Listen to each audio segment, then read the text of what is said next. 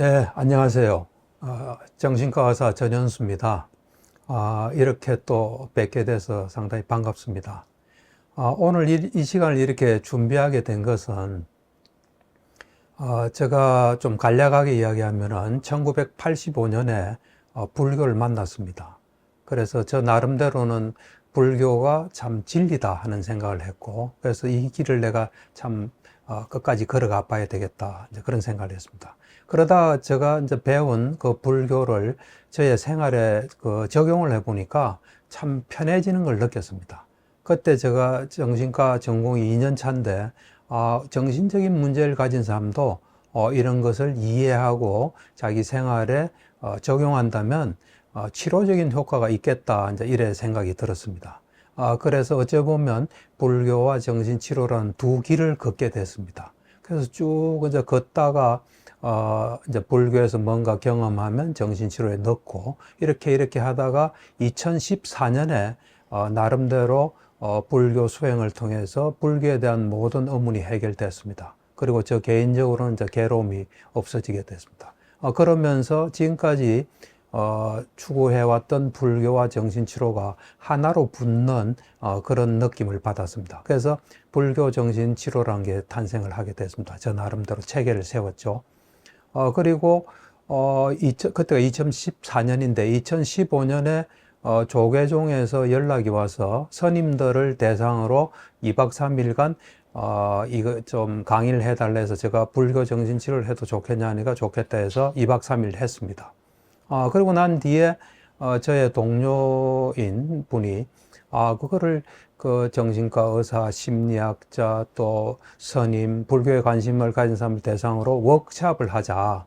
그래서 2016년에 불교 정신치료 워크숍을 한 달에 3시간씩 10달을 하게 됐습니다. 그래서 그것이 바탕이 돼서 나온 책이 2018년에 불교 정신치료란 책이 나왔습니다. 그렇게 책이 나온 지 이미 지금 5년쯤 됐는데, 실제로 상담을 하시는 김잔디 선생님이 저에게 하루는 이런 제안을 했습니다. 그 책도 참 좋지만은, 자세하지 않으니까 그 책을 가지고, 좀 질문하고 답하면 사람들한테 도움이 되겠다는 제안을 했습니다. 들어보니 참 좋은 제안이고, 책이 나온 지 한 5년쯤 되는 이때 필요한 것이라고 생각이 들었습니다. 그래서 오늘 김잔디 선생님이 이제 책은 총 6장이고 꼭지로는 75꼭지입니다. 그래서 한 꼭지마다 김잔디 선생님이 요약을 하고 그 다음에 이제 질문을 하시면 제가 답하는 시간으로 이 시간을 꾸며볼까 합니다. 많은 성원 있기 바랍니다.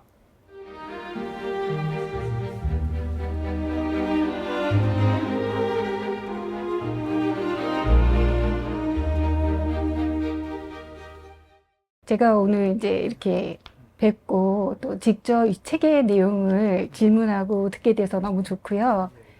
먼저 제1장 중에서 정신치료의 제1막에 대해서 오늘 다룰 건데요.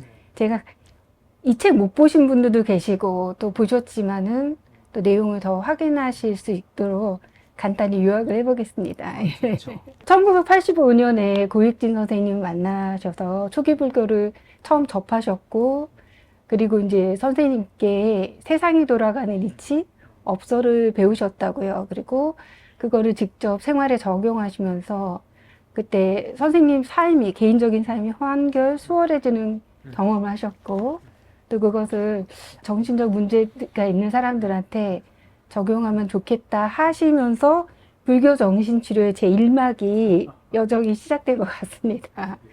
맞죠? 네. 그리고 이제 또 1988년부터는 이동식 선생님한테 개인 분석을 또 받으셨고요. 그리고 그러시면서 정신치료자한테 좀 꼭 필요한 그 사례 주도나 이론 세미나 그리고 사례 발표 등을 하시면서 정신치료자에 필요한 수련 과정을, 훈련 과정을 가져오셨던 걸로 이제 나와 있어요. 그래서 정말 그 내용 자체를 제가 봤을 때 불교와 정신치료의 이 두 길을 오롯이 좀 걸어오셨다 이런 느낌을 받았습니다. 부족한 게 있을까요, 박사님? 아니, 아주 유화해 있었습니다. 네, 그래요. 그래서 첫 번째 질문을 드리겠는데요. 박사님께서 불교정신치료가 가능할까로 이제 이 불교정신치료 여정을 걸어오셨는데, 제가 오늘 드리고 싶은 첫 질문은, 이 불교 수행만 하면은 괴로운 거 다 해결되고, 그죠? 편안하고 좋은데, 꼭 불교정신치료 해야 되나, 따로 해야 되나, 이것이 좀 궁금합니다. 그렇죠. 지금 먼저 질문에 우리가 좀 생각해 볼 수 있는 게 여러 가지 있어요. 하나는 이제 불교의 어떤 치료적인 효용성, 불교를 통해서 우리가 가진 문제를 해결하는 그런 것도 있고, 그거와는 조금 그 별도로 불교 정신치료라는 게 또 있을 수 있어요. 그러니까 이제 불교가 수행을 하고 또 공부를 하면 우리 문제를 해결하는 측면도 많지만, 이제 불교 정신치료다. 이래 되면 좀 새로운 영역이 열리는 겁니다. 예를 들면 불교 정신치료란 거는 프로이드의 정신분석이나 유응의 분석심리학이나 또 아들대의 개인심리학, 칼 로저스의 그 인간중심 치료처럼 종교에 관계없이 인간이 가진 문제를 과연 불교가 치료할 수 있나? 거기에서 이제 불교 정신치료가 가능하냐는 문제가 나올 수 있습니다. 그러니까 이제 불교 정신치료라는 거는 불교하고 관계없이 불교를 뭐 심한 경우는 싫어하는 사람, 부정하는 사람, 어떤 사람이라도 왔을 때 인간의 문제를 그 불교를 통해서 치료할 수 있는 게 가능하나 하는 것이 불교 정신 치료가 가능하냐는 그 의문이에요. 예. 그러니까 불교는 제가 볼 때는 굉장히 치료적인 요소를 가지고 있어요. 그러니까 불교 정신 치료가 성립할 수 있는데, 이제 불교를 통해서 많은 사람들이 도움을 받을 수 있습니다. 이제 그런 측면하고 불교 정신 치료랑은 건 또 약간 다른 측면이 있어서 그런 점에서 제가 고민을 한 거죠. 제가 이제 사실 불교 정신 치료를 만나기 전에 다른 학파에서 한 12년간을 생활하고 거기에 입각해서 치료를 해온 입장이기 때문에 그 입장을 어찌 보면 버리고 새로운 입장을 취하는, 그래서 그런 의미에서 불교 정신치료는 가능하나, 이제 그런 뜻에서 불교 정신치료에 대한 이야기, 가능하나는 질문을 저 스스로 했고, 거기에 대해서 이제 해답도 찾고 그랬죠. 그러니까 말씀이 불교 수행으로, 불교로도 사람이 도움이 받지만, 불교 정신치료라는 영역이 열리면, 불교와 상관없는 사람들도 이것을 통해서 도움을 받을 수 있는 새로운 지평이 만드는 그런 의미. 알겠습니다. 두 번째 질문 드려도 될까요? 그러죠. 제가 또 궁금한 게, 종교가 있고, 종교를 기반으로 한 이제 심리치료가 있잖아요. 정신치료나. 이제 앞에 질문이랑도 좀 연결이 되지만 더 포괄적인 것 같은데요. 이 두 차이가 뭔지, 제가 생각할 때 이제 종교랑 종교 기반으로 한 치료가 있을 때 분명히 사람을 보는 어떤 이해 관점이나 문제를 이해하는 틀은 비슷할 것 같아요. 그렇지만은 이 사람들한테 이제 도움을 준다고 그랬을 때 이 다루는 도구가 다르다든지 이 도구를 사용하는 그 사람 전문가가 가져야 될 역량은 좀 다를 것 같거든요. 그래서 종교와 종교를 기반으로 한 정신치료, 심리치료가 어떤 차이가 있는지 좀 듣고 싶어요. 그렇죠. 이제 종교하고 종교를 기반한 심리치료는 확연히 다릅니다. 앞에도 좀 답을 했지만, 종교라는 것은 이제 세상을 보는 어떤 눈이 있고, 그 어떤 이제 보는 것이 있고, 그에 기반해서 종교 생활도 하고 종교 수행을 해서 이제 도움을 받는 건데, 종교를 기반한 심리치료, 이래 되면은, 심리치료 쪽에 방점이 주어집니다.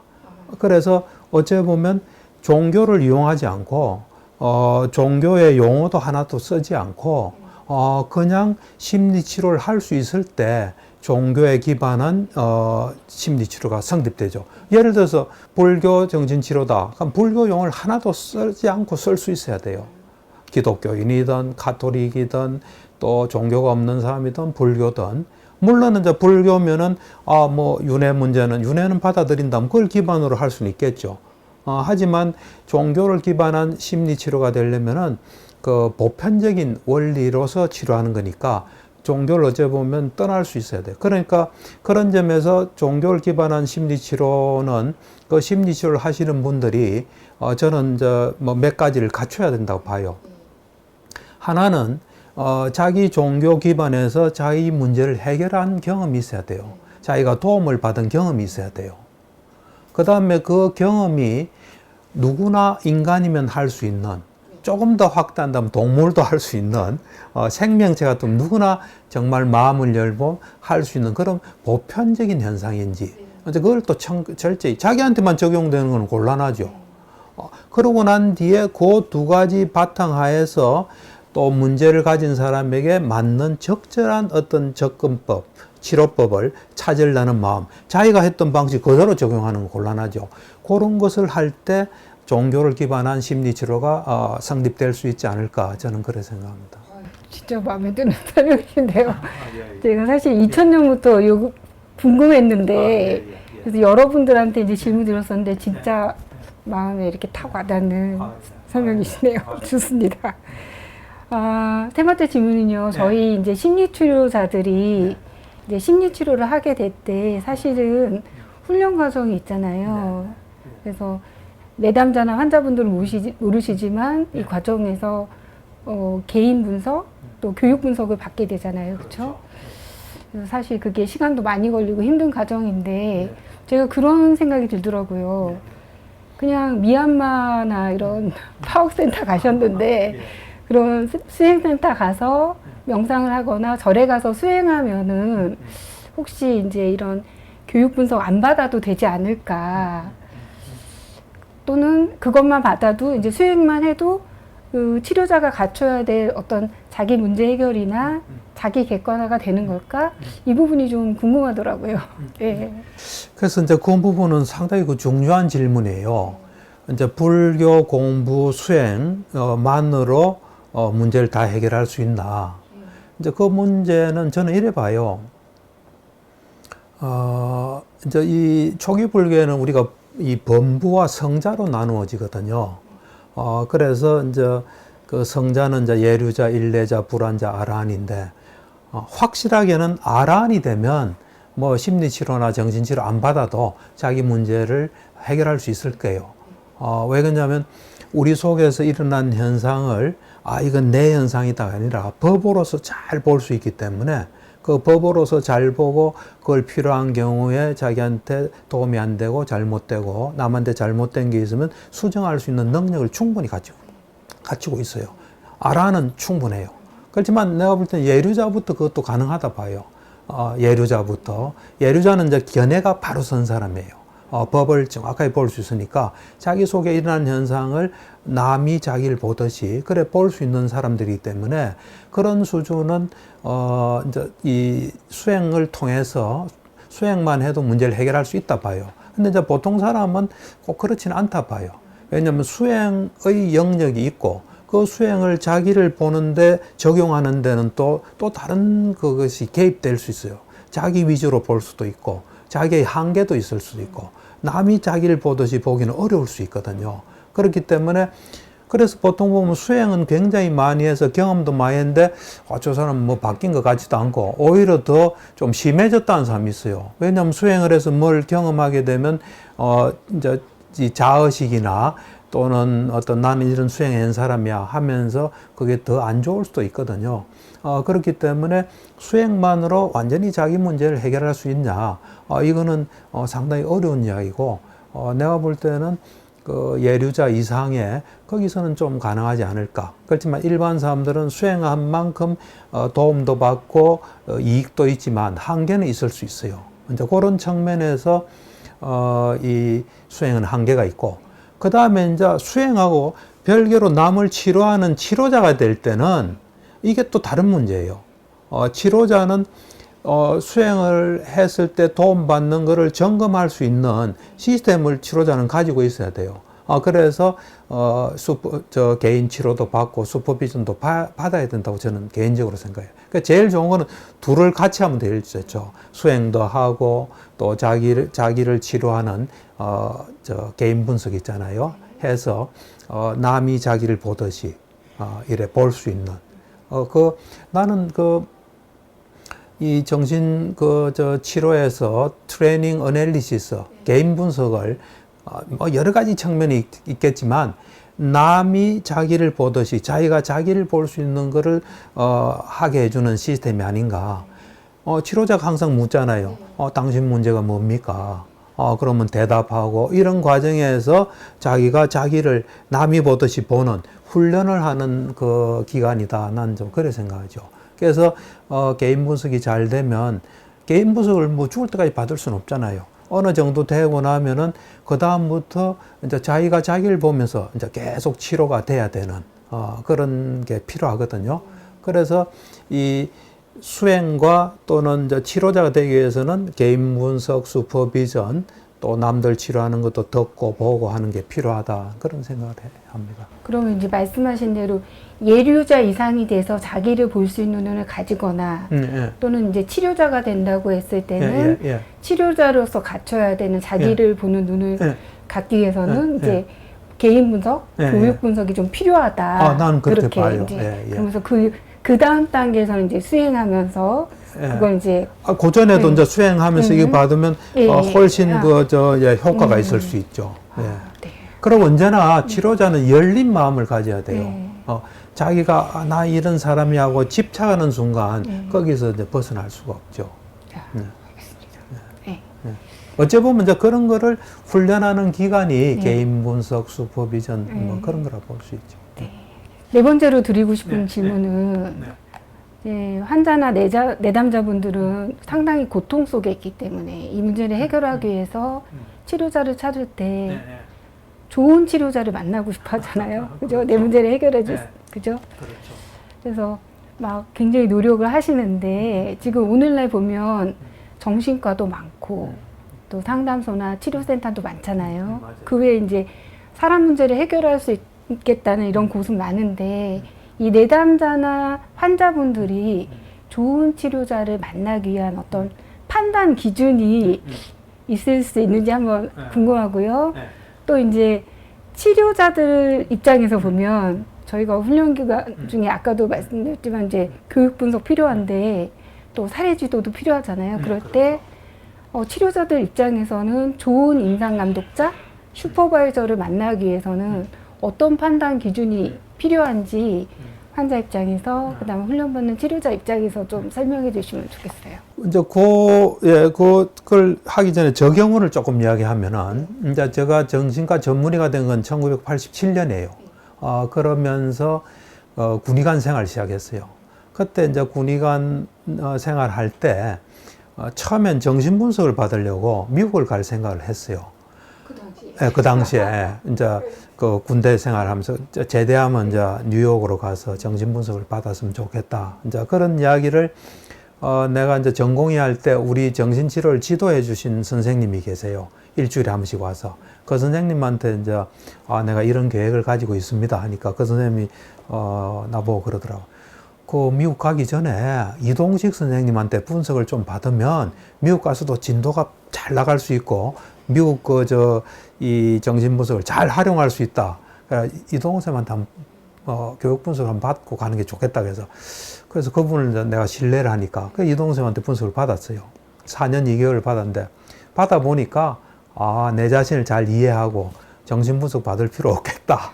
그래서 이제 계속 이동생 밑에 있었죠. 그렇듯이 내가 볼 때는 일단 우리는 어떤 치료자를 만나기 전에는 그 사람이 나한테 맞는 치료자인지 좋은 치료자인지 모르잖아요. 그러니까 믿을 만한 사람한테 좀 소개를 받는 게 필요하다고 봐요. 그것도 믿을 만한 사람도 그분도 분석을 받았던 사람. 그러니까 정말 내밀하게 아는 사람. 그러면서 이분은 정말 누구를 상담해도 도움이 될 수 있는 분이다 하는 그런 분들에게 좀 소개를 받는 게 좋을 것 같아요. 그리고 거기에서 또 뭐 질문할 수 있으면 좀 해서 그래가지고 이제 만났을 때 나는 좋은 치료자라는 거는 사람을 있는 그대로 세밀하게 이래 이해하려고 하고 또 이해할 수 있는 사람이 좋은 치료자라 봐요. 그 뭐 치료학과를 떠나서. 그래서 그런 것을 정말 갖춘 사람인지, 그건 이제 그 전에 이미 이제 소개를 받는 걸 통해서 그런 걸 좀 하고, 그 다음 이제 직접 만나서 내가 하는 말을 잘 귀담아 듣는지, 그리고 내가 보기 어려운 점을 또 봐주는지, 또 내 생활에 도움되는지, 뭐 그런 것들이 뭐 무난하게 진행되면 난 좋은 치료자라고 봐요. 그러니까 일단은 좀 소개를, 잘 아는 사람부터 소개를 받는 게 좋고, 또 실제로 만났을 때, 어떤 그 치료자의 틀에서 뭐 보는 게 아니라 있는 그대로 잘 이해할 수 있는 사람, 뭐 그런 사람 같으면 좋은 치료자가 아닌가. 그 다음에 이제 그 교육 분석 받거나 이제 치료 받을 때도 뭐 마찬가지죠. 근데 이제 그 사례 지도, 슈퍼비전, 그거는 나는 좀 여러 사람한테 받는 게 좀 필요하다 봐요. 이제 분석은 뭐 한 사람한테 받겠지만, 이제 사례란 건 우리가 이제 이 슈퍼비전, 사례 지도라는 건 두 가지 측면에서 난 받는다 봐요. 하나는 뭐냐면 우리가 치료하는데 우리 문제가 아직 있어서 드러날 수가 있거든요. 치료에 나타날 수 있어요. 그럼 그걸 지도받는 거고.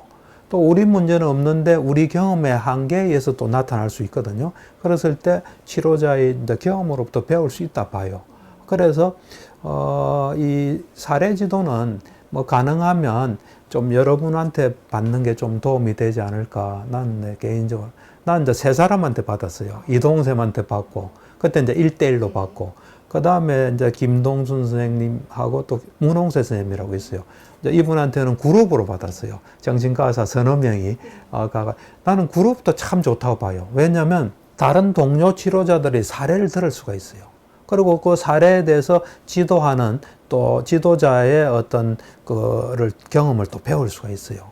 그래서 좀 사례 지도는 뭐 여러분한테 또는 개인적 내지는 그룹으로 받는 것도 좀 도움이 된다 그런 생각을 해요. 그래서 마지막 질문은 이제 20페이지에 보면 그 이론은 없다, 실체가 있을 뿐이다 이런 이제 문장이 있거든요. 예. 근데 이제 물론 제가 그 문장도 뜻도 궁금하지만 개인적으로 이렇게 임상가로 걸어오면서 볼 때 이론과 실제의 관계가 굉장히 중요하다고 생각하고 있어요. 그래서 그 문장을 보면서 뭔가 여기에 심오한 뜻이 있는 게 아닌가 그런 이제 궁금함이 있습니다. 어떤 의미신지. 예. 나는 이제 이래 생각해요. 모든 것은 경험에 다 근거를 두고 있다 생각해요. 예를 들어서 우리가 어떤 뭐 건축물을 볼 때 거기 재료는 다 들어가 있잖아요. 그렇잖아요. 그렇듯이 우리가 소위 말한 이론도 이제 잘 보면 어떤 뭐 프로이드의 이론이라 치면 프로이드가 경험한 것이 들어있는 거죠. 그러니까 직접적으로 들어있는 것도 있을 수 있고 또 그 경험에서 프로이드가 좀 유출을 해서 들어있을 수 있는 것도 있고 어쨌든 잘 보면 경험의 바탕을 두고 있는 거죠. 그래서 우리가 이제 그런 그 이론이나 그러니까 어째 보면 이제 사람들은 누구한테 전해야 되는데 뭐 가까이 있는 사람한테는 이론을 세울 필요가 뭐 있어요. 나 이런 경험했다. 하지만 멀리 떨어진 사람이나 또 후대 사람한테 전할 때는 뭐 써야 되잖아요. 이제 쓰는 과정에서 소위 말한 이론이 좀 생길 수 있어요. 그래서 이 이론이든지 뭐 누가 발표한 논문이든지 그 속에 있는 경험을 배울 수 있어야 돼요.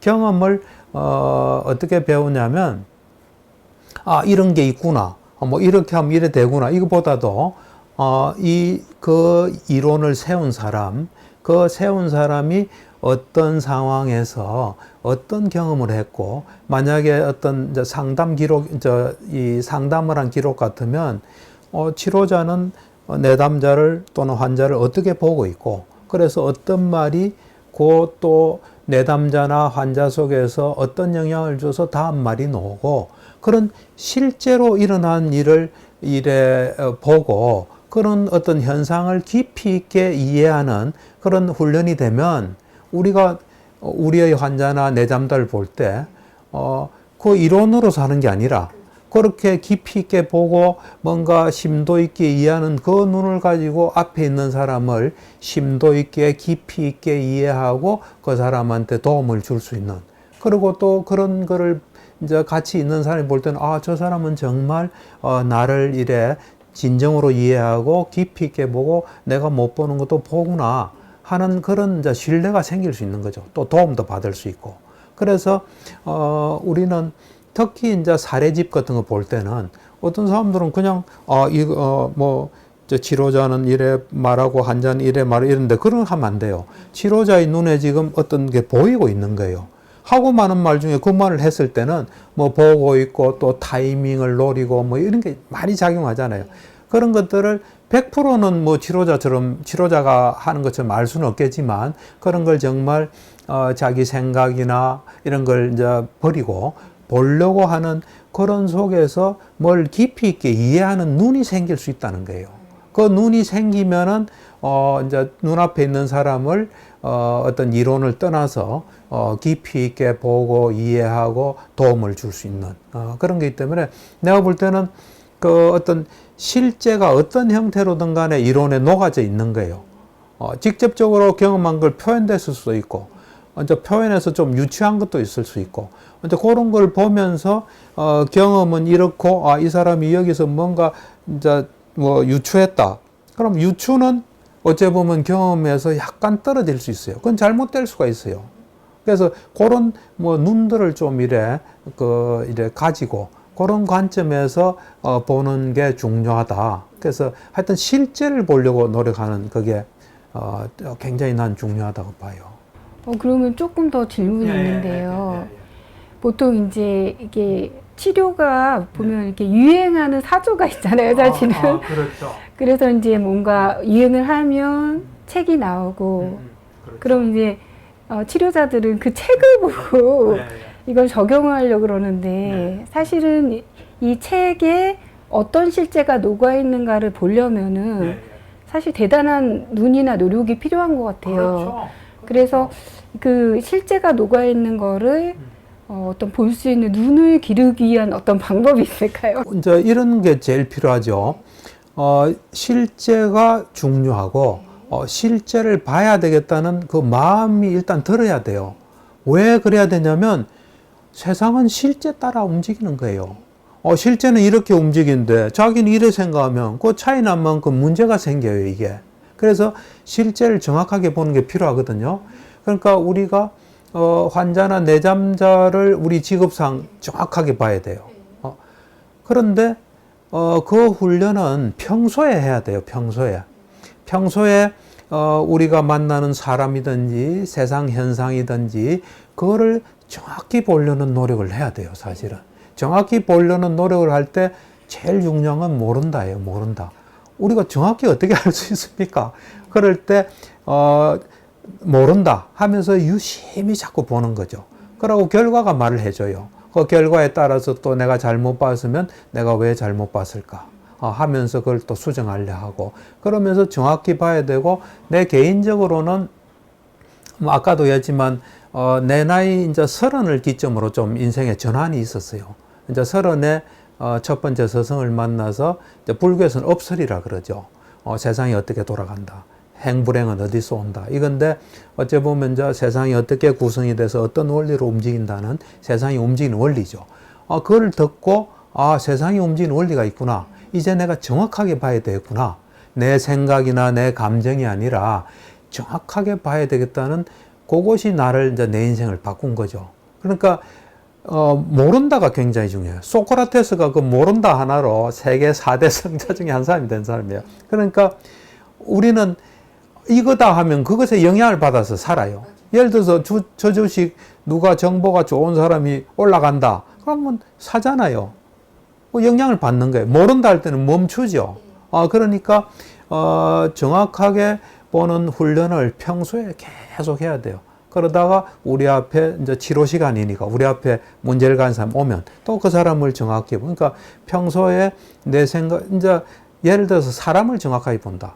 그럼 사람은 마음이나 그 사람 머릿속에 그 삶 속에 저장된 데이터에 따라서 움직일 거 아니에요. 그걸 정확히 보기는 어려워요. 그래서 정확히 보려고 할 때 그러니까 예를 들면 어떤 사람이 나한테 잘해줬어요.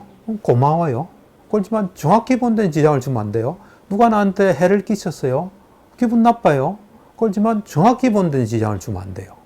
그러니까 정확히 보려는 마음, 이게 난 치료자가 가져야 될 가장 첫 번째 토대라고 봐요.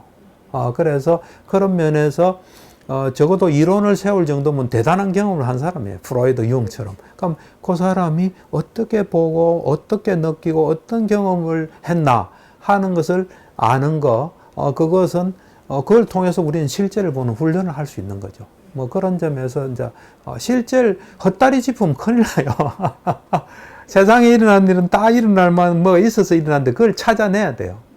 그래야지 뭔가 효과가 나지. 그렇지 않으면은 뭐 자기가 원하는 결과가 안 나오죠. 모른다라는 게 겸손한 그런 게 아니라 과학적인 태도인 것 같아요. 제가 들어보니까 그렇죠. 정확히 보려는 그렇죠. 그 태도가 이제 실제 현실에서 내가 이제 좀 준비가 되고 훈련이 되어야지 그 이론을 접하거나 상담 장면에서도 있는 그대로 볼 수 있는 그렇죠. 그런 이제 능력이 키워진다는 말씀이신 것 같아요. 그렇죠. 내가 이제 소크라테스에 관심이 좀 있었어요. 그래서 이제 소크라테스가 이제 대한 이야기가 변명이라는 책에 나와요. 이제 부처님도 뭐 직접 책 쓴 적은 없어요. 소크라테스도 자기가 쓴 게 아니에요. 그 소크라테스 제자 플라톤이 그 소크라테스가 이제 법정에 소환돼서 나왔을 때 그걸 지켜보고 거기서 있던 걸 쭉 쓴 게 이제 소크라테스의 변명이에요. 그걸 읽어보면 참 재밌는 게 소크라테스 나이가 70이 돼서 법정에 불려 나와요. 왜 나오냐면 그 당시에 이제 사회적인 유력 인사 또는 유력 인사에게 좀 뭐 영향을 받았다 할까 매수된 사람들이 소크라테스를 고발한 거예요. 제명은 뭐냐면 소크라테스는 땅에 있는 지식과 땅의 지식과 하늘에 대한 지식을 이용해서 젊은 사람들을 호도한다. 이래가지고 이제 고발하니까 이제 분리 나온 거죠. 그 나와가지고 소크라테스가 그게 아니다. 이제 하는 이야기가 그 소크라테스의 변명이에요. 그걸 보면 재밌는 게 소크라테스는 틀린 말은 안 하더라고. 내가 보니까 확실한 말만 해요. 소크라테스가 이래요. 그 당시에 이제 아테네인데 고발한 사람은 소크라테스는 신을 믿지 않는다 했는데 소크라테스가 그래요. 나는 누구보다도 신을 믿는다. 딱 그래요. 이제 그 다음에 소크라테스가 이제 그 말하는 걸 보니까 왜 불리는지 내가 좀 짐작이 되더라고. 그 당시 이제 아테네 제도가 배심원 제도예요. 뭐 500명인가 1000명의 배심원이 있어요. 그러니까 오늘날의 이제 민주주의, 특히 이제 미국 민주주의가 그걸 좀 기반으로 한 것 같아요. 이제 딱 나와가지고 하는 말이 이런 말이에요. 내 친구가 있다. 어릴 때부터 친구다. 근데 그 친구가 그 당시에 상당히 그 유력한 사람이었던 것 같아요. 근데 그 사람이 아테네 신전에 가서 신탁을 한 거예요. 어떤 신탁을 했냐면, 신탁은 항상 신탁하는 여자가 있어요. 신한테 물어보고 신이 직접 대답 안 하더라고. 왜 그런지 모르겠어요. 어쨌든, 이제 소크라테스보다 현명한 사람이 있습니까? 하니까 신탁하는 여자가 하는 말이 소크라테스보다 현명한 사람은 없다. 그 말은 소크라테스가 제일 현명하다는 거예요. 그러니까 이제 그 친구가 듣고 소크라테스 이야기했겠죠. 그러니까 소크라테스가 이제 자기는 신을 믿는데 나는 뭐 상식적인 정도는 알지만 아는 게 없는 나를 왜 내가 가장 현명하다고 했을까? 거기서 끝났으면 소크라테스는 불려 나오지 않았을 거예요. 아테네에 있는 유명한 사람들 다 찾아가요.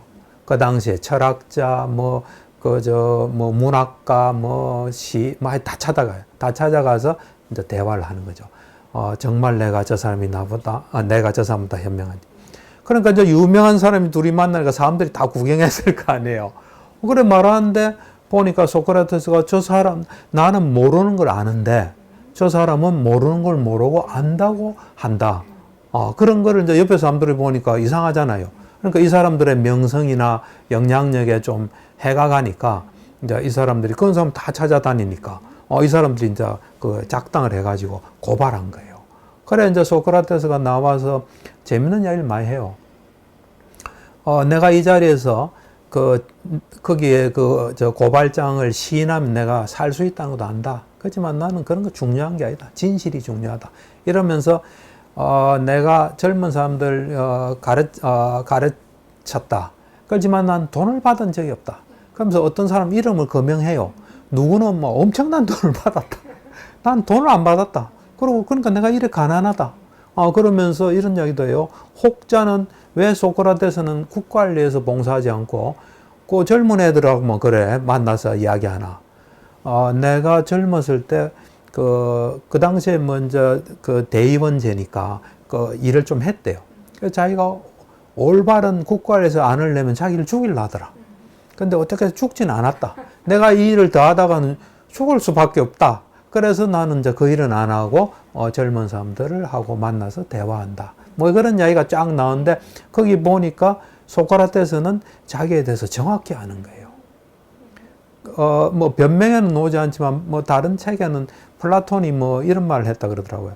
소크라테스가 죽을 때 내가 나의 한계를 벗어나서, 뭐 한계랑은 뭔가 마음이겠죠. 한계를 벗어나서 진리에 도달할 수 있어서 기쁘다. 그러고 뭐 천신으로 태어났다는 말이 있던데 내가 직접 보지는 못했어요. 어쨌든 우리가 우리 자신을 정확히 아는 것이 굉장히 중요해요. 정확히 사실은 알고도 해결하기 어려운 게 세상 일이에요. 또 환자의 문제, 또 내담자의 문제를 해결한다는 건 쉬운 게 아니에요. 그럴 때 우리가 이것 때문에 이렇다. 이거는 곤란해요. 그래서 내가 하는 불교 정신치료는 분명한 사실로부터 출발해요. 어떤 사람이 힘들다. 힘든 거는 분명하잖아요. 왜 힘들다는 거는 거기서 이론이 끼어들 수 있어요. 부모가 저래 키워서 힘들다. 뭐 키워서 그런지 아닌지는 알 수는 없잖아요. 그죠? 그러니까 정확한 사실, 또 이런 것으로부터 출발해서 하다 보면 거기서 많은 것들이 또 일어날 수 있고, 또 우리는 어쨌든 우리를 찾아온 사람들은 어려움이 있어서 찾아왔잖아요. 그 어려움을 우리는 해결해 줘야 돼요. 그럴 때 요 문제와 관계된 것에 변화가 오면 어려움은 해결돼요. 근데 문제하고 관계없거나 되게 뭐 이래 멀리 연결된 거, 이거는 해도 잘 안 돼요. 그러니까 우리가 좀 더 정확하게 보는 눈을 가지는 건 치료자로 갖춰야 된다. 그게 제일 중요한 이야기고, 마음을 열고, 자기가 뭐 무슨 학파에 소속했던 관계없어요. 그 학파에 경험한 사람 경험 속에서 배우고, 거기에서 바로 보는 눈을 가져서 우리가 치료한다면 뭐 좋은 결과를 가져올 수 있죠. 진짜 모르면 모른다라고 하는 것이 정말 있는 그대를 보는 것이고, 그 말씀을 들으면서도 이제 제가 저한테 막 적용해 볼 때 오히려 모르면 모른다고 하니까 더 두려움이나 이런 게 줄어드는 것 같은 그렇죠. 힘이 생기는 느낌이 들고, 그런 자세로 이제 내담자분들을 만나는 게 굉장히 의미가 있겠다 이런 생각이 듭니다. 감사합니다. 네. 제가 생각하기에 지금 불교의 기반에서 임상적 접근이나 또 이론적 접근을 한다는 전문가들이 굉장히 많은 것 같거든요. 그렇지만은 이제 그거는 이제 불교를 심리치료에 결합시키거나 또는 불교를 심리치료에 이용하거나 또 반대의 그런 부분적인 접근이 주고, 이렇게 불교 정신치료라는 온전한 하나의 체계를 수립하신 분은 정말 거의 없잖아요. 저희가 알잖아요.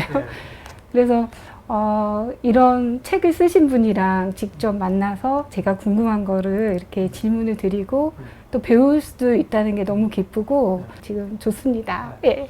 그러니까 나도 이제 사실은 그 김잔디 선생님 이래 질문을 해주니까 또 말하는 가운데 나도 좀 또 확실해지는 것도 있고, 이제 사실은 이게 불교와 정신치료에 대해서 많은 사람들이 관심을 가지고 있고, 어찌 보면 세계적인 프로젝트를 할 수 있어요.